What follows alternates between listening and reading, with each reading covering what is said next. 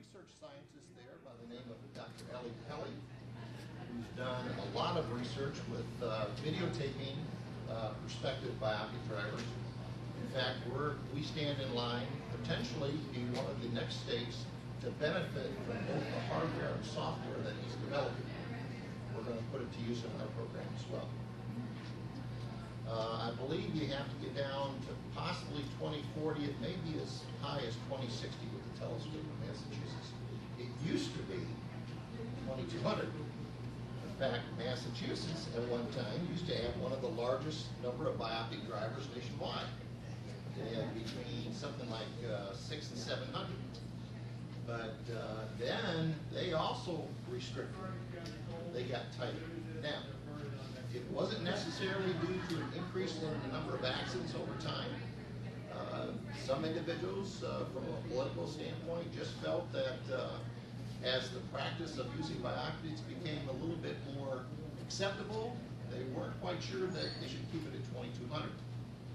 I should make you aware that at the present time, there are now 15 states that do permit driving down to and including 2200. 14 of those 15 with bioptics.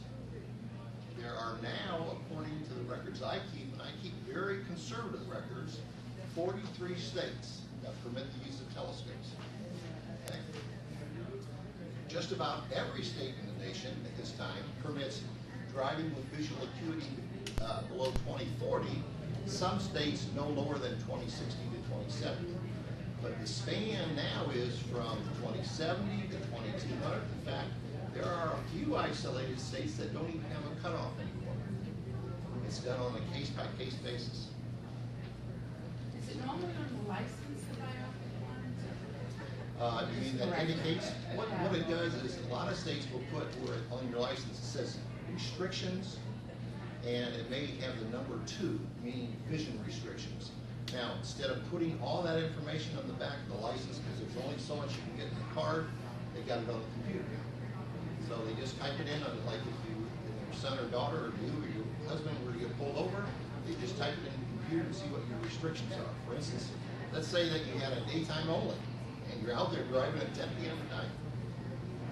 What you did? Mr. So-and-so, are you aware that you shouldn't be driving at night? Okay.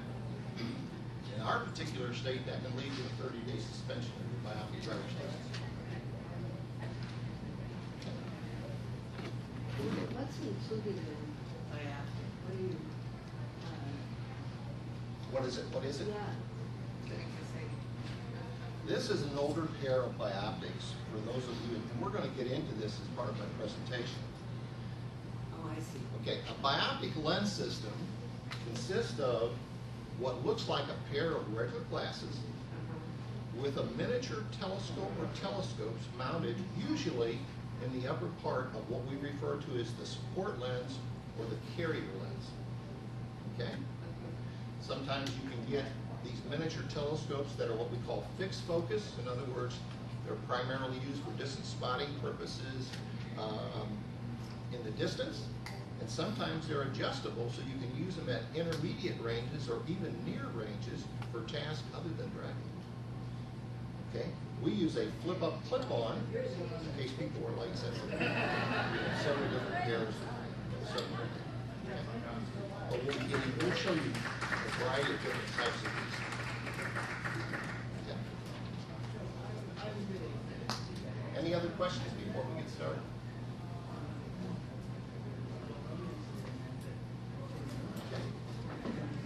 Get the doors.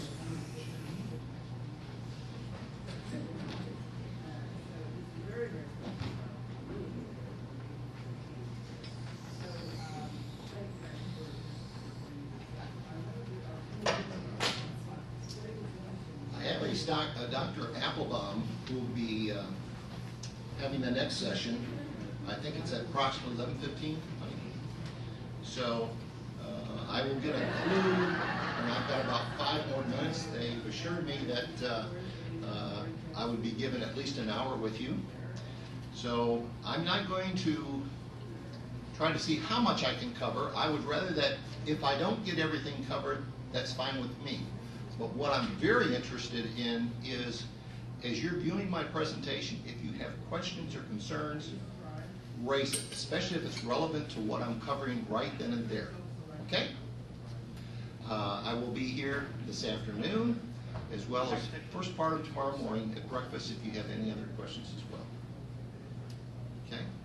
I'll wait till my videographer is back here and then we'll be on our way. Can you all hear me quite clearly? Okay? Do I need to use this? Okay. All right. Mike, do we need to use the microphone for the video? Doesn't matter. Okay, very good. Okay. The title of this session is called West Virginia Bioptic Driving Overview and Update. As a lead-in to the overview and update of our new program, which was implemented in July 2009, I'm going to take you back for a very brief period of time to permit you to get an idea of what brought about the demise or the termination of our prior program. Bioptic driving is nothing new to those of us in West Virginia. We've been involved in this since 1983, but it came to a halt in 1998. So I'm going to share a little bit with you what transpired in that area. For those of you that are relatively novice to the concept of using a telescope for visual assistance in the driving task, I'm also going to cover a little bit of that before we get into our overview of our program and the update of the progress first 2 years of this program.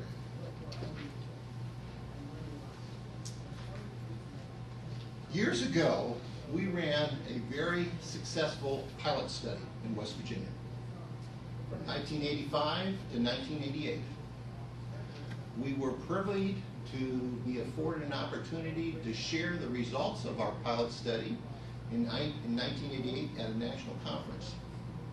It was attended by representatives from at least 32 states. It went over very, very well. At that time, there were only 13 states nationwide in the U.S.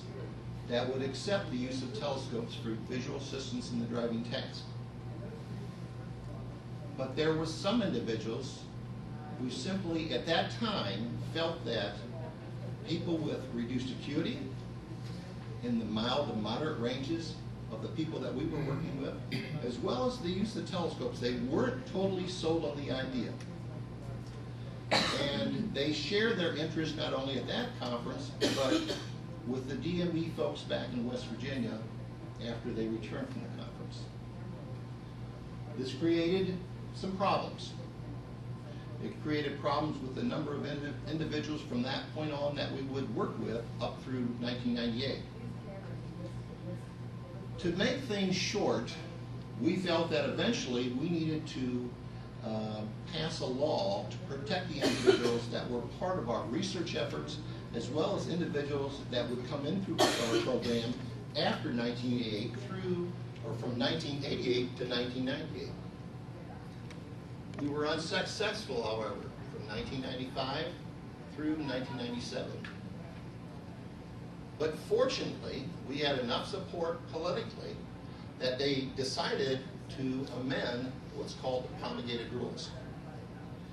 And in 1998, they decided that anyone who falls below 2060 in the state of West Virginia and who's never driven would have their cases reviewed on a case-by-case basis. And we said, hurrah, this is what we're looking for. We wanted something very general. It didn't even mention the use of a telescope. It was supposed to be handled on a case-by-case basis. We said, that's great.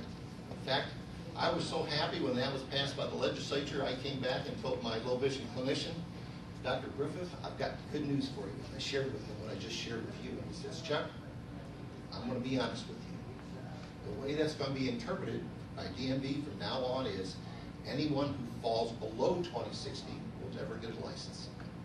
I said, Tom, let's wait out and see what happens. Well, sure enough, we had a student, our next student, who was 2060 minus 1 with regular glasses. She completed our program in late March of 1998. And she went to apply for her driver's license. And she got denied. 2016 minus 1. Now this is without a telescope. Okay?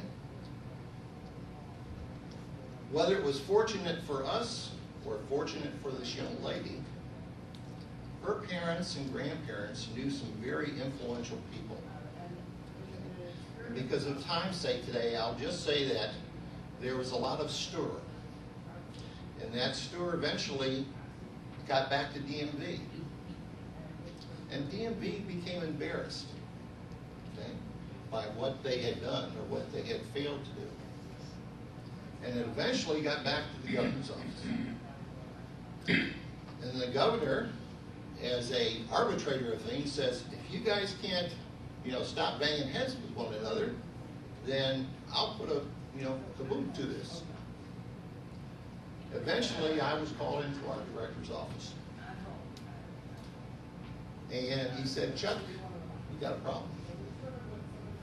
I know that you poured your heart into this program, and you believe in it, and we believe in you, but this is what I have to share with you. And I knew that it wasn't his decision. It came down from above. And his exact words were, if you're willing to work with clients, as I've indicated in my slide here, 26 or better, and no telescopes, your program will continue. If not, your program will be terminated. I had received word before going into the director's office that more than likely this is what I was going to be up against, because it was discussed in some internal meetings with other members of the management. And I had met with our clinician, Dr. Tom Griffith, and Tom said, Chuck, we've done a good job up to this point, and let's stick to our guns with this and see what happens. But that day, I left the office pretty rejected, okay? But one thing I asked, however, is that may I be permitted to continue with objective 3 of our original research was to disseminate the information that we generated on a national basis. And our director said, affirmative, go do it. So for the next 10 years, instead of training individuals, clients in West Virginia, I started involving myself with people nationwide. I had been doing that all along for at least 10 years while we were doing our pilot study and continuing services, but now it became one of my #1 priorities. For instance, people would call me daily with questions just like you had asked me prior to the start of this presentation. People would come from other states. To date, we have in-service trained, provided 69 staff and services from representatives from 20 other states and 1 province of Canada. And it came to approximately 145 professionals. And this took place from the start of our pilot study till 1998, or pardon me, up to 2008. We provided on-staff training to other states using our knowledge at their site. We've trained DMV staff. I've done a number of presentations. I believe this is about my 84th presentation today, and a handful of publications related to our efforts. The big theme here was I was so committed to the task that I used the words, and you see this a lot of times in movies where they say, hold the line, okay? If you believe in something, you stick to it. And that's exactly what I did. My concern, and you may have seen this on the internet, it's been circulated, is what about the youngsters coming up in West Virginia, okay? This was our big thing. If we had some type of legislation where parents would know that eventually someday their 15 or 16-year-old could qualify for our program, they may make adjustments in the way they bring their kids up because they knew someday that they may be afforded the opportunity to apply for a license. So that's why I included this. Will I be allowed someday to drive? Then I got a feisty little Irish lady from the Eastern Panhandle give me a call. Her name was Lisa Matthews. And this is where our upswing, or our rebirth, in bioptic driving services started in West Virginia. She contacted me in December of 2006 and said, Chuck, my son Christian here, okay, he's got her arm around her, is now 15 years of age. And I want to be sure that before he goes to college that he's got a driver's license. And she says, what can I do to reinitiate things here in West Virginia? Somehow or another, she found out about everything we had been doing for the past 10 years, and she said, it's not right for us to use our knowledge and train others, and others are training students and others. I mean, indirectly, I think I put on at least 4,000 or 5,000 bioptic drivers across the nation, and I couldn't do it in West Virginia for 10 years. So she said, Chuck, you tell me what I'll do, and I'll do it. She started out with a 4-sentence letter that was picked up by the Associated Press, and it went nationwide. Now, how do I know it went nationwide? I was out in California speaking at a conference, and I picked up a copy of USA, and here it is, where it shows all these things like from various states. West Virginia, okay? Mother of visually impaired child asked for, or spear writing campaign to have people send in her letters. Do they need the service as well? And that's where it all began. Eventually, a year and a half later, we were able to get a bill passed. It's almost unheard of from the time a bill is introduced, the time that it's passed. A year and a half later, we were able to get a bill passed in West Virginia. Here at the Judicial Annex in Martinsburg, West Virginia, former Democratic Governor Joe Manchin is signing into law House Bill 4139, which is the bioptic driving bill. In essence, what this bill does now, it grants qualified low vision individuals the right to apply for a driver's license in West Virginia after successful completion of training.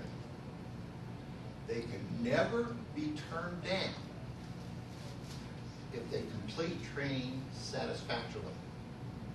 Okay? Now you notice I said the words qualified. Now I'm going to share with you what our vision requirements are. Or, pardon me, let's start with this slide. The individuals who are going to qualify for this program are individuals who have full or relatively full fields of view, and by that we're talking about off to the center of sight. This is your center of sight where you have regionally between 20/20 to 20/60 acuity. That's the only part of your field of view that has that good acuity. Did you know that? You don't have real good acuity out here or here or here. So for our study, the individuals had to have full or relatively full side fields of view, and their field of view here, or the central field, had to be improved by the use of a device called prescription bioptic telescopic lens system. And here are a few samples of 4 different types. Here again, because of time, we'll keep this short, but this is one that's been around for about 60 years. These are called Designs for Vision Galilean systems. This is a system out by Occutech. It's called the Visual Enhancing System. This is the autofocus. This is what's called a Vita lens system. It's an adjustable Galilean system. And this is called the Spitzberg behind the lens system. And this is what they look like on. Notice this one right here. You can barely tell the telescopes are even there. Now, how many of you are relatively new to bioptics? How many of you have very limited information about bioptics? What you have here, as far as a bioptic is, about 90 to 95% of the time, you're going to tilt your head back ever so slightly and look through the larger carrier lens. All the carrier lens contains, if you have a refractive error, is correction for your refractive error. If not, it just serves as a support lens for the miniature telescope. you view through this larger part of the system about 90 to 95% of the time. So in other words, a person who drives with mild to moderate levels of central vision loss, okay, will do so for about 90 to 95% of the driving time. But when you want to spot things that involve detail in your driving environment, you just dip your head down and you look through the telescope. The time that you spend looking through the telescope per fixation refers to the time that you go from unmagnified to magnified, is short in duration. Once you're trained, you spend no more than a half a second. It's not continuous viewing. You do so with an absence of critical objects around you. In other words, you never go down into a telescope when you got an oncoming car within about 3 car lengths from you, nor if you're being tailgated. And the reason is when you go down into that telescope, if there's any weaving, even so slightly, do you have any idea of how close you are to an oncoming car on a 2-way street? It's a matter of inches. Okay? Roadways run between about 10 feet and 12 feet in width. Okay? Some roadways are even narrower, so sometimes you're even closer than that. And you only use the telescope when you're on straight or relatively straight stretches of roadway. You don't use them when you're in a curve. You don't use them when you have restricted sight distances. So, what do you use the telescopic portion for? You use it to identify detail, color, or activity. For example, you're approaching a traffic light and you're the first person approaching the traffic light. You can't take clues off of vehicles in front of you. All right? So you have to determine, is it red, yellow, or green? Or the speed off a traffic control sign, a regulatory sign. Or what's that red car doing that's not going either in the same direction or the opposite direction to us? Okay? So it's to perceive distant detail. Come on in. Come on in. This is the program on vision.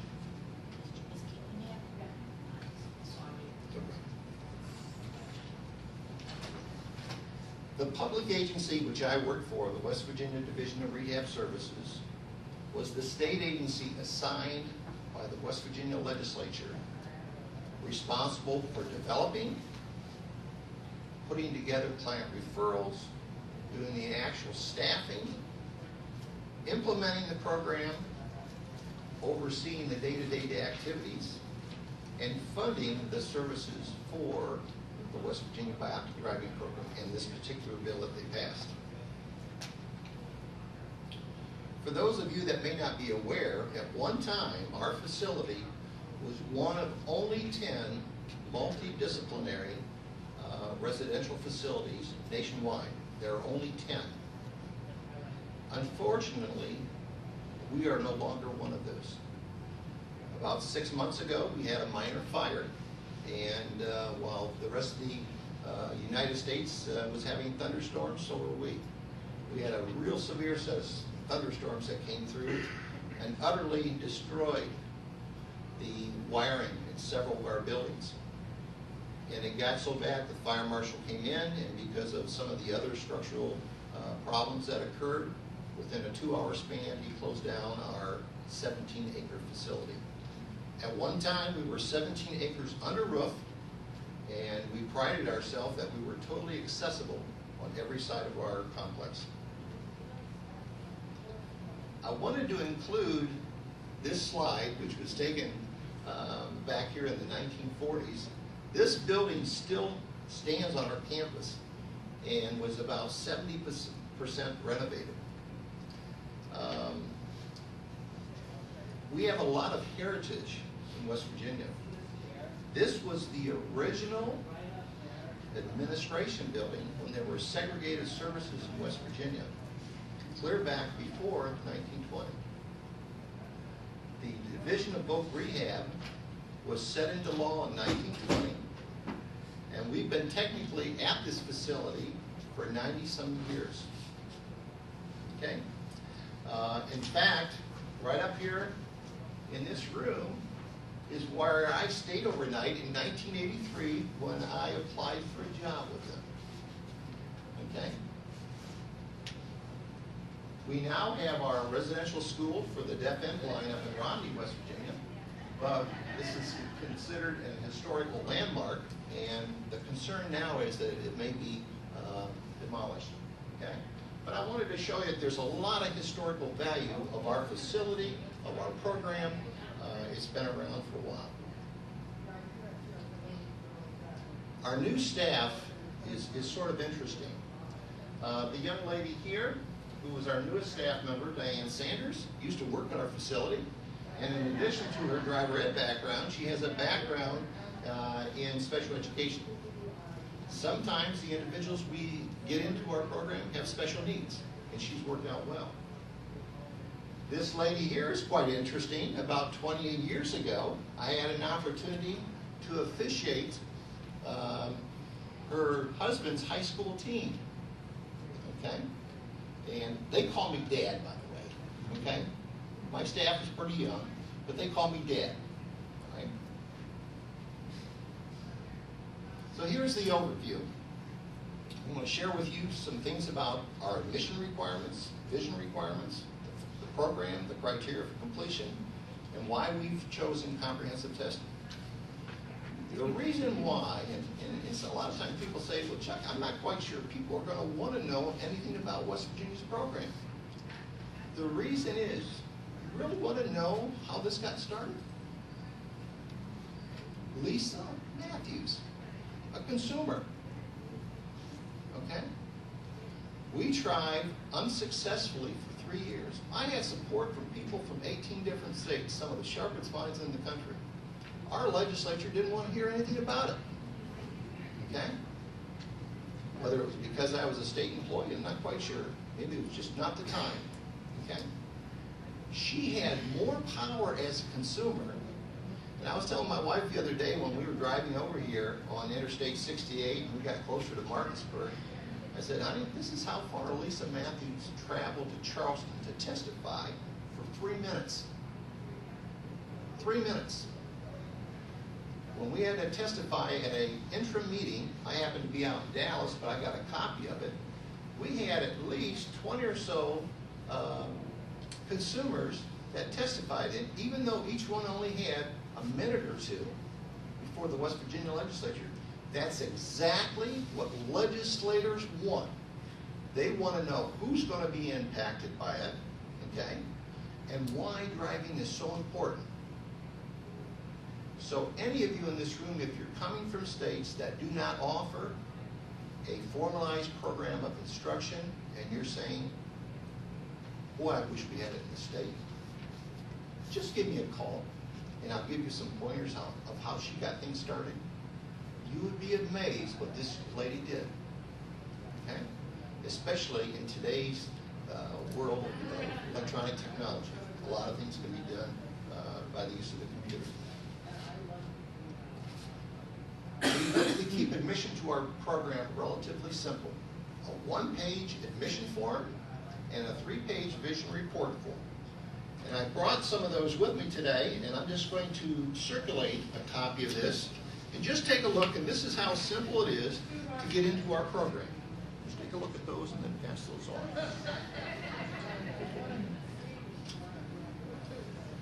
The vision exam, yes, you have a question? Is it only for people that live in this country? Technically, yes. But the reason I say technically is this. In order to get into our program, and we'll be sharing with you this in the next couple of slides, you have to have a valid instructional, what we call Class G permit, which is the permit that individuals use for our program. But technically, our agency cannot deny someone from any other state, or really anywhere, because we're about 73% federal funding. Now, I've shared this with my members of my agency management. How are we going to do it? Someone's interested in coming in. And their remark was, you know, when that time comes, we'll take a look at it. But you'd have to come in with a valid permit, and then we'd have to know after completion of training, who's going to test you. Are we going to test you and give you a license, or are you going to go back to your home state and be tested? My suggestion would be to come in with a permit from your respective state that our state recognizes, okay? and verification that your state does allow the use of the telescope and that you meet their vision requirements for that state. You'd have to also you have to fall within the protocol for our states. We trained you, we send you back. We would test you, okay? Because we strongly feel we should have control over the testing, okay? And I'll share with you later why that's so important. But then your own state will give you a license if they recognize our findings. Okay? Good question. Here's the vision requirements. Visual acuity falling between 2070 and 2200 in the better eye, which means if you don't have sight in one eye, you just need sight in the other eye. Okay? Visual field out of that same functioning eye, 120 degrees horizontally and 80 degrees vertically. You must, I repeat, you must have 20/40 or better visual acuity with no greater than a 4-power telescope, okay, in that better functioning eye. And your color vision must be sufficient that allows you to see traffic light color, turn indicators, and brake lights. Does this mean you can't be color deficient? No. We have color filtered contact lenses now, flip-up, clip-on sunwear, which can assist you in that. You have to be able to decipher which light is on, the brake lights, and the turn signals. For those of you that may say, boy, 2070 or 2200, that's not very good vision.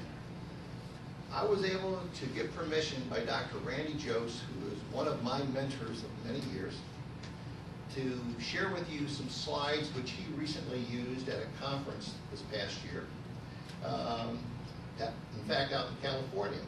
And this is a simulated slide of what 2020 visual acuity offers. This is 2070. Okay, so this is at the upper end of our visual scale. Notice the only thing that's really missing is maybe the defined edges on steps, tree limbs, the defined things in bushes. Now we'll go back to 2200 and take a look at a driving scene with a T intersection. This is what it looks like at 2200. Now, I wanted to share with you something. Once again, I'll do a little thing to kind of anyone who feels that that 2200 vision isn't sufficient.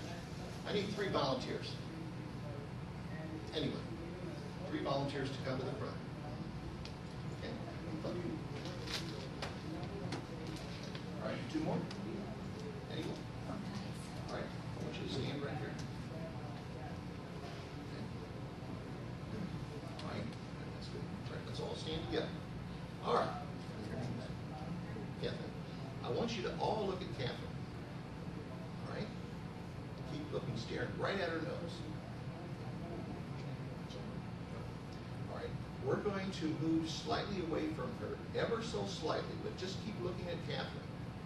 All right. Move 1 step. 1 step. All right. Another step. Now you still see us out here when you look directly at Catherine, right? But you don't see us distinctly unless you move your eyeball towards us, do you? Let's move again. Let's move again. Now keep looking at Catherine. All right, now, wave your hands. You can pick up this out here, can't you? Your peripheral fields of view are responsible for things like detection of movement, orientation to your environment, etc. But as you get further and further away from the center of sight, and your fixation pattern, your central fixation pattern, all right, things become less distinct. Guess what? This is the way it is for everybody, even if you have normal 20/20 vision. It's only within that central 3 to 5 degrees, or when people get really crunched together, that you see all the detail. Thank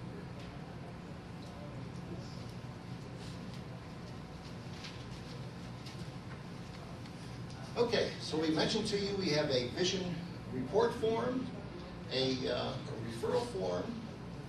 One other thing that we need for admission to our program is for students to come down and participate in a half-a-day evaluation. We do that as a passenger in car and a minor behind the wheel evaluation. We also do an interview to get an idea of what type of a history has this individual had. Have they lived at several places during their life? Have they lived at one rural location all their life? Do they have older brothers and sisters that they've learned from visually throughout their lifetime? And even though they haven't qualified for a driver's license in years past, have they had any experience with off-road driving activities? Go-karts, ATVs, motorbikes, bicycling, you name it. If they pass those two screenings, then I put my name on a certificate of eligibility. And I'll tell you right now, I don't do this lightly, okay? I make sure that the individuals that are about to commit themselves to my program, before I sign my name, I want to have a reasonably good idea that the money that the state will put into these individuals is going to come back by them going to work. Within 2 weeks of their entrance to our program, they must prepare for and pass the same instructional permit, okay? They have to take the same instructional permit test that any normally sighted person takes. But they receive what's called a Class G permit. Now, in some degrees, it's a little bit broader than a regular 90-day permit that normally a normal sighted person would have. It's valid for 1 year. And we did that in case persons' training programs became fragmented for one reason or another. But the only person that would be permitted to drive with this individual would be myself or one of my driving instructors or a driving examiner. So in the meantime, once they got the permit, mom and dad wouldn't be able to get out there behind the wheel with them. Okay? Our program to date, and we've been 2 years into our program now, has been so successful that we've developed a backlog.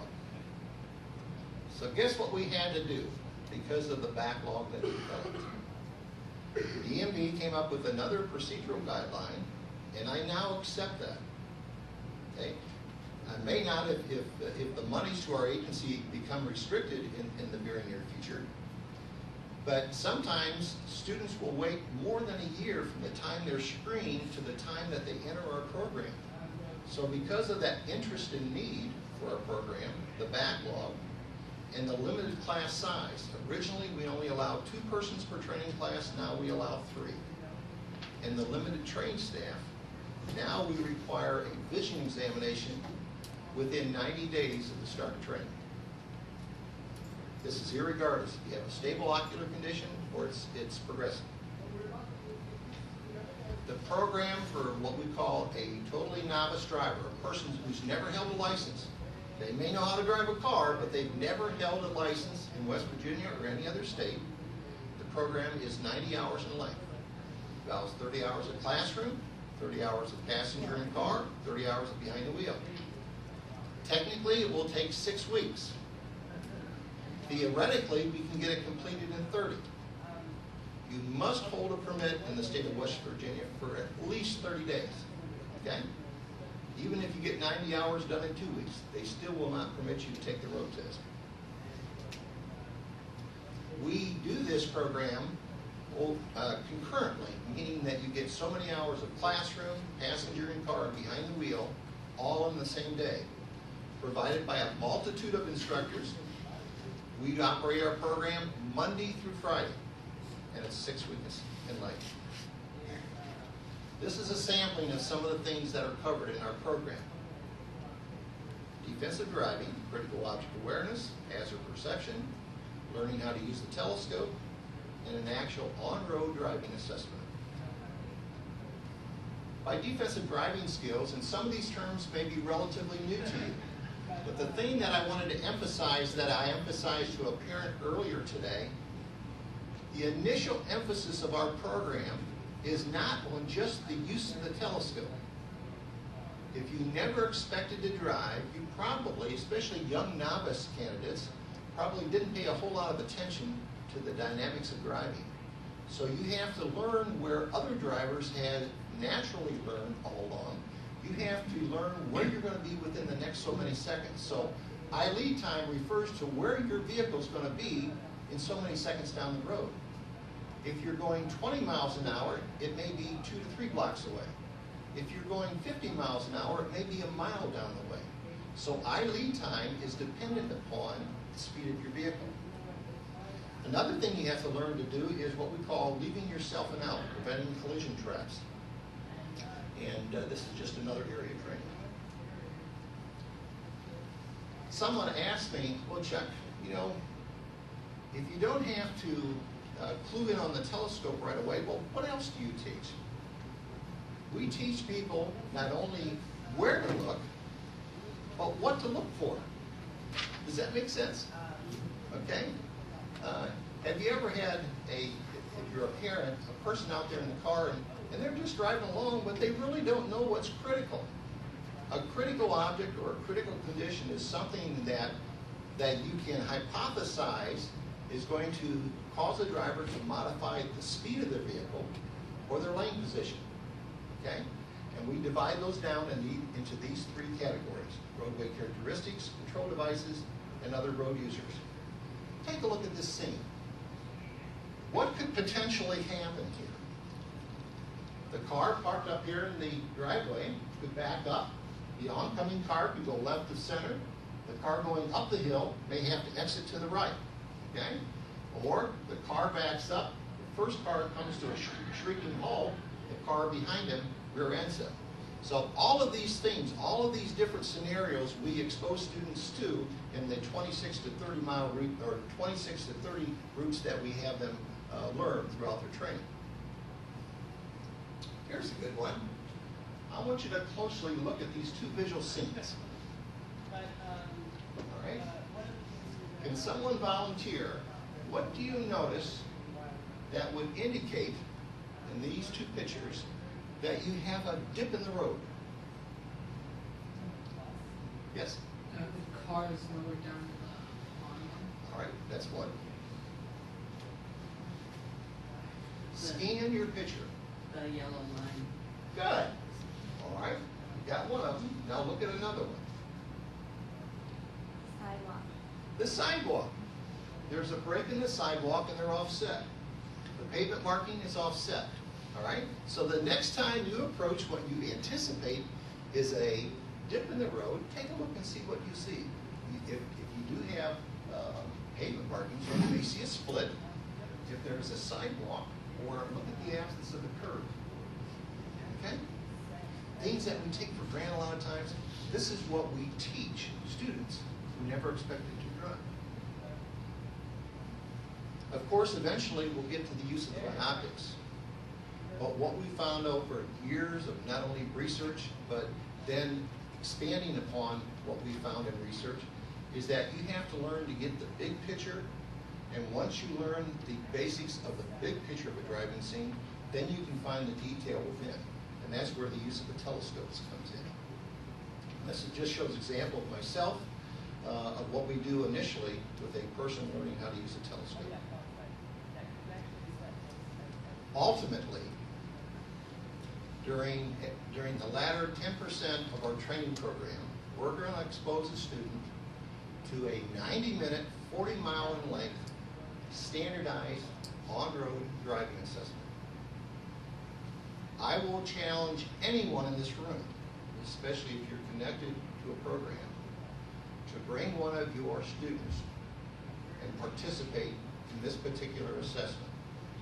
It was set up for us by Michigan State University under private contract.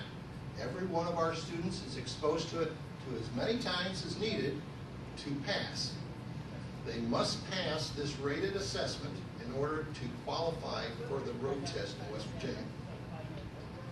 Of particular interest that we have on this 40-mile assessment is unprotected left-hand turns at grade intersections and at restricted line of sight intersections. For instance, what's an at grade? At grade means where there's very little slope and you simply have oncoming traffic. It may be at a traffic light controlled intersection, even sometimes with a protected turn arrow, or it may be one where there is no traffic control at all on the main street.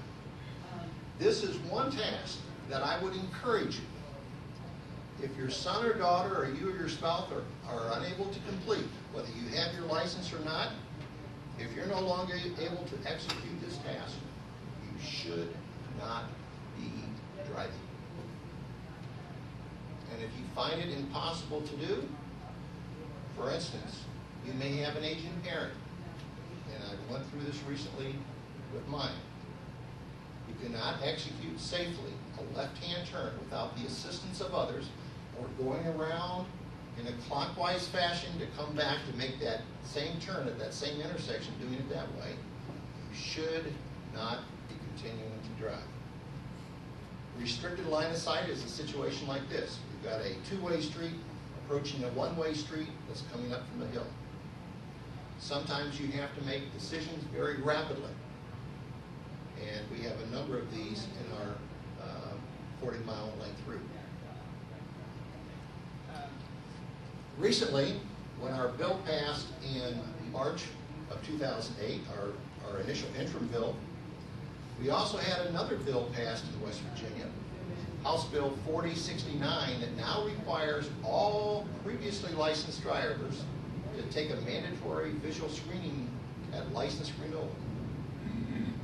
We found now that not only are they taking aged individuals, retired individuals, to some extent off the road, and they didn't realize this, but they're now taking people off the road that are still working.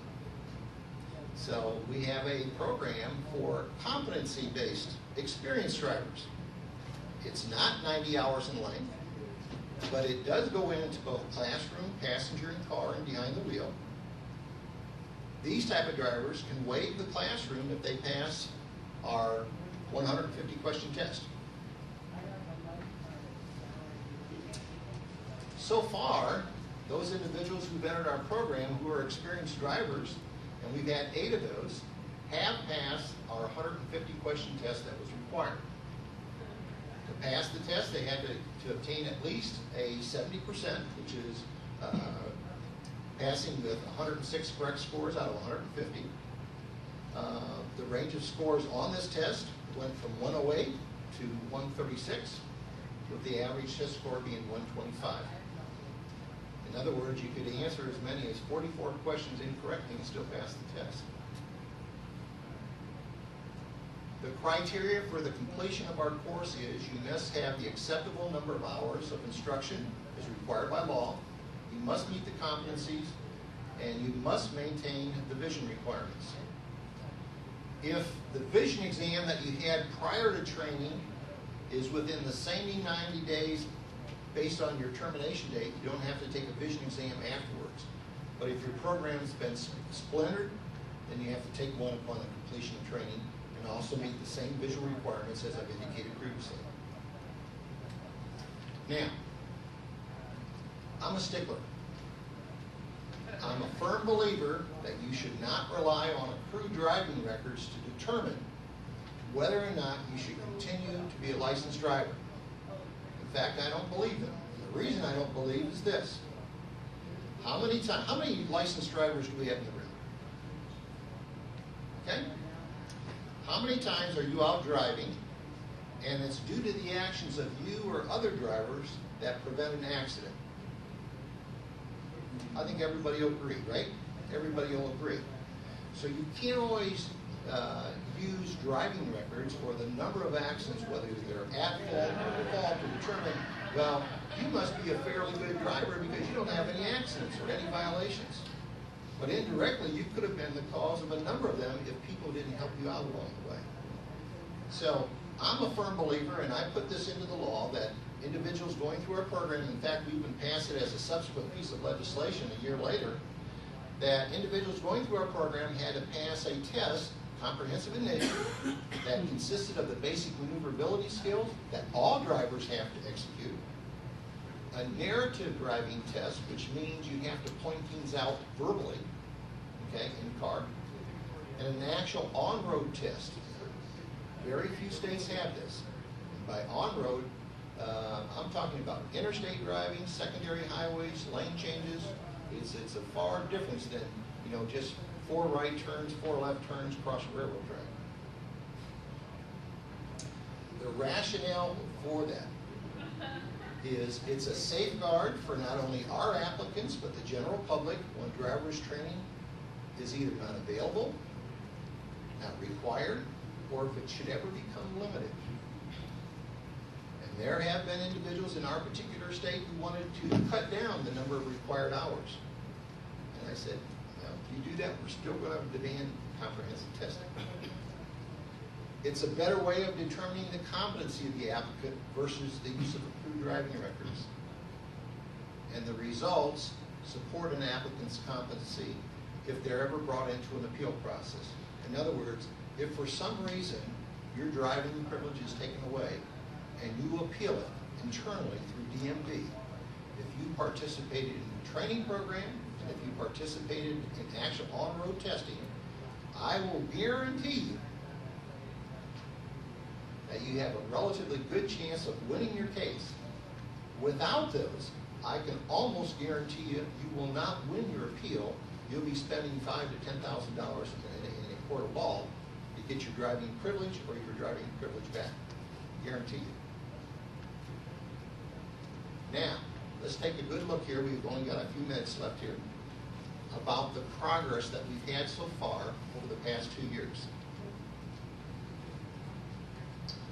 Already to date, we've had 79 referrals from our 6 district offices. But shortly after referral, we denied 21% of them. And you may say, Chuck, you're making your program too darn tough. That's not right. Well, take a look at the next thing. The reason is our clinician was able to improve their vision in 10% of the cases. In other words, they didn't have to be in our program. Okay? So in reality, only 6 individuals, or only about 7.5% of our people, actually were denied based on our visual criteria. 1 moved out of state, 2 others, by the time you got to their names, they had lack of interest in the program. If any of you are familiar with the topography of West Virginia, our program is broken down into 6 districts by our agency, and this is where our referrals came from. So you notice that it's a pretty good sampling of statewide of our efforts, with perhaps a little bit of concentration in District 1, which is the greater Charleston area, which is the capital area. Mentioned to you, we had 79 referrals, and already in 2 years, it's representative of 31 of West Virginia's 55 counties. It took us 13 years previously for our potential client base to be based on out of 40 counties. And in 2 years, we got representation from 31 of the 55 counties. Previously, we used to have a 2-to-1 ratio of males versus females entering our program. Notice how close it is now. Do you have any idea why that is? Some of it is based on the law. Okay? I mean, it's a sure fit for anyone now applying for a license. More females are going to work. Okay? And a lot of times they're becoming their principal breadwinner. Okay? This next one became a nice surprise to us. 55% of our referrals were 39 years of age or less, 74% 49 or less, 99% 59 or less. When we did our pilot program, 90% of our referrals, okay, were 39 years of age or less. And I'll share with you in a couple of minutes why. This is the statement I just made. And the reason is that in years past, we never had a law that required mandatory visual retesting at license renewal. We had a lot of low vision drivers driving in West Virginia for some period of time, okay, who were doing relatively well and never had to take a vision exam, but were never identified by DMV. But once they started that mandatory visual retesting and they began to use their license and they were still of employment age, then they began to be referred to work. Okay? That's why the big change. So far, we've had individual referrals with 26 different types of eye conditions. Previously, we used to have an equal balance from 2060 to 2070, 2080 to 120, 2140 to 2200. But now, in West Virginia, you can hold a driver's license if you're 2060 or better in only one eye. In other words, you can achieve a new license, or you can maintain your license. It used to be 2040. So that's why there's a minor discrepancy in the number of people being referred in the 2060 to 2070 bracket. These are the most common 5 eye conditions that we've identified for people being referred. Ocular albinism, optic nerve atrophy, and the last 3 are all macular related: Stargardt's disease, dry macular degeneration, and Best's disease. We mentioned to you about evaluations. To date, of those 79 referrals, we've completed 52. And I'm proud to say within the last 2 weeks, that's already up to 70-some%, because down at the bottom where it says backlog of 11, we've already knocked 5 of those people, I should say knocked them off, but we've completed 5 more evaluations, okay?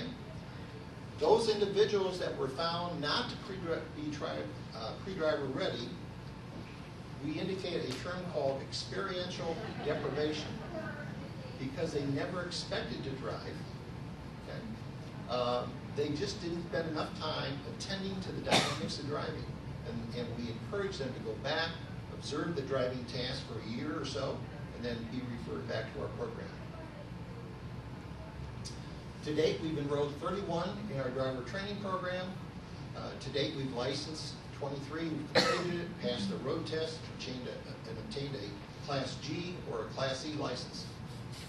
6 persons returned home unable to complete the program, and again, for reasons they never expected to drive, they didn't pay enough attention to the dynamics of the task, or they had problems transitioning from passenger to driver. They needed more time to observe the actions of other drivers. Remember that standardized road test I was talking about? We take a look at 2 scores. During certain rated sections of the route, did they increase or decrease the likelihood of hazard or collision? And then we take a look at their visual search, speed, and direction of control. They have to achieve a passing score of 18 out of 24. The driving tasks that were the most unsatisfactory, and this followed over from our initial study in continuum of services, and think about this if you're already licensed drivers. Failing to check opposite the direction of your intent to turn, making multiple lane changes within limited distances, especially when that distance had a curve, and lack of head and eye scanning in quiet residential areas. Remember that when you take a long trip, they forewarn you, especially novice drivers, to be real careful in the last 5 or 10 miles, because oftentimes you put your guard down. Sometimes you drive a little bit faster, or you want to get home for one reason or another. You just don't scan as well as you did the first part of your trip. On that DPM, we had 11 students pass it on the first time around, 10 that were required to pass it a second time, 2 that it took a third time, and 1 that did not pass it, which was requested to exit the program. As far as the road test, we've had 19 that passed the first time around, and 4 that passed us on the second attempt. I want you to take a look at a really interesting statistic, though, and that dealt with this one right here. All of the individuals that fell in 2200 passed it the first time around. Okay? That's because driving meant a lot to these individuals in particular. They're not going to let this go. And a lot of times their attitude through the program was usually a little bit higher than those who felt, yeah, I can get through this program. You know, I'm just slightly visually impaired. But the people who fell within the 2160 to 2200 say, this is something I've always wanted to do. It's prevented me from getting that better paying job or getting that job that I absolutely wanted. And this is what happened. This is the breakdown by age range of our current graduates. Okay? Almost as many females as males. Here again, this is the driving experience. Previously, 90% of our participants were novice. Now only 65%, and again, it's because we are having more experienced driver referrals in the program. We've had 23 licensed drivers so far, and I broke it down here into male, female, and those with or without experience. Wanted to share with you real briefly. These are two of our graduates. The young lady on the left, she was our first 15-year-old. She had been followed through our Children's Vision Rehab program for years. And when she got closer to be of driving age, she went back for her vision recheck at a facility. And she had a different doctor.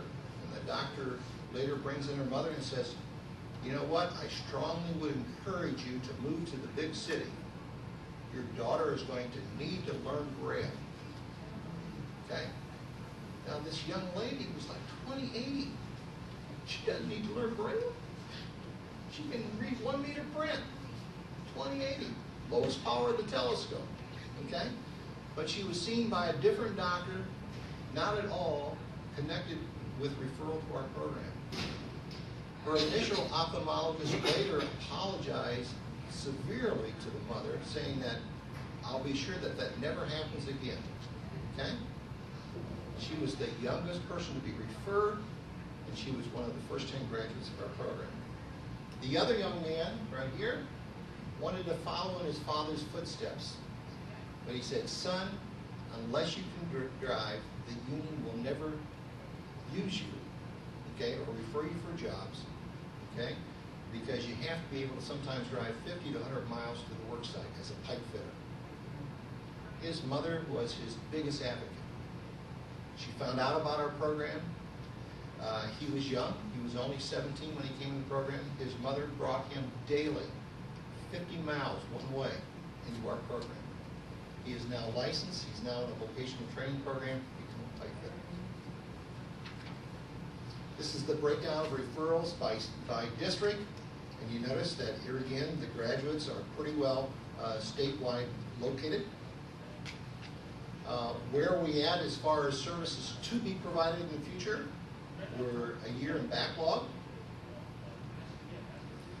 Employment status, previously 60% of our former graduates were unemployed, now only 21%.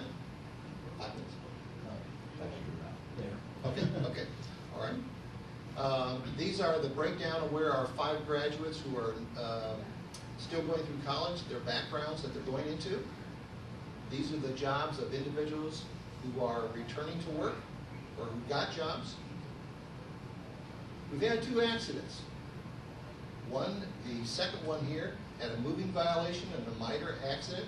And he had them within the same 30 days. He had his license suspended for 90 days. The first one, and this is his car, you may say, oh my God, I told you, Chuck, low vision drivers shouldn't be out there. It was not his fault. Somebody went left of center, okay? He had no escape to the right on the road that he had, okay? Because of the slope of the roadway. Fortunately for him and the other driver, both had airbags. They walked away with just abrasions to their forehead. Okay? In addition to bioptic candidates, we also reevaluate drivers referred to us who fall between 2060 and 2080. And to date, we have served 25 of those. Those are the age ranges. And as a result of those evaluations, 21 have been relicensed. 3 have been relicensed after training. 1 was not relicensed. Okay? This will give you the background or the breakdown of where they're from. And these are some of the other ancillary services we provide. Okay? So, I have a number of other things, but again, because of the time situation, I'll entertain maybe 1 or 2 questions. And if you have other questions, perhaps you can catch me at other parts of the conference. Okay? Let me give you my contact information. All right. You may want to write down my email address.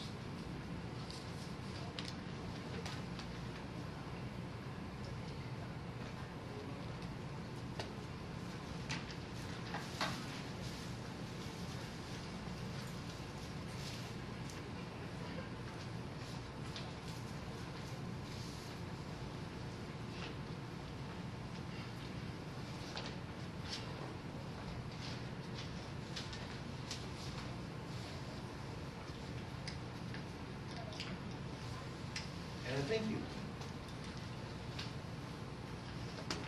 I never got to introduce Chuck Huss because he's going to introduce himself, but Chuck's been a presenter with us now at almost every conference except for one in California. And he was always giving a real good, insightful presentation on some of the driving hazards.